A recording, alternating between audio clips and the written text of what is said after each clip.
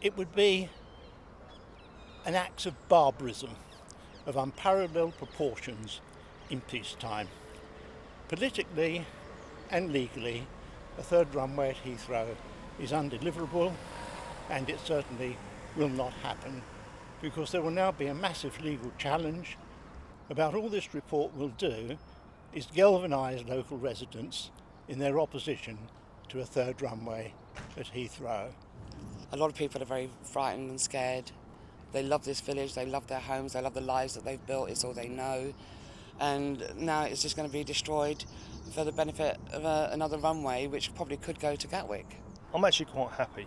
For me, the runway's been going on for quite a long time, so it'd be just nice to move on. There's bits that you want to do to your house and things like that, and you think, well, there's no point, because you're just going to be throwing money away all the time. So, is your house going to be knocked down? Yes. Yeah, I'm one of the ones to go, so I'm right on the edge of the airfield, so unfortunately it will be gone. So I knew that when I moved in. I personally believe that a third runway at Heathrow is undeliverable. That's politically, environmentally, and also the residents won't have it. We will, if need be, move to direct action.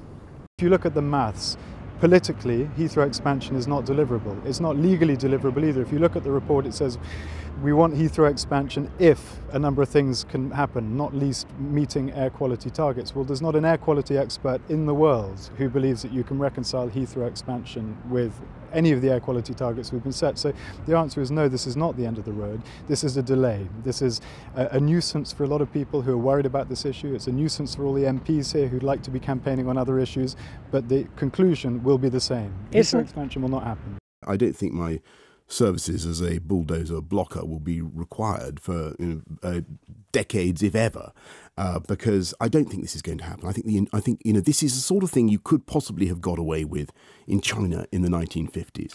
But the impact on London, the impact on the city, the environmental cost, the whole human rights legal challenges that will inevitably ensue will be so great that I don't think it is deliverable. I think what we will and you end up doing... And are you saying that partly as a result of your Sorry, conversations with the Prime Minister? Well, I'm giving it to you as my judgment of where we are. I think, but you've had conversations with him about it. I think it was inevitable. I think it was inevitable for the sake of the country. Look, this process hasn't been totally valueless.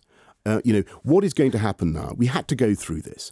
We have to go through this exercise of looking at Heathrow again. You've heard from John Cridland and the CBI, and there will now be a huge caterwauling saying, come on, get on, let's do it. We must go through this. It won't succeed. We will then come through it and I think look at the superior solutions. The long-term But hold on a second. The long-term solution lies in the Thames Estuary. I'm not a racist. You're not a racist? No, I'm not a racist. Oh. Nobody is a racist that is in the Klan. Broken ribs. Oh. The prospects for Professor John All were dire. I got trapped here instead of this ledge, my arm I can't use.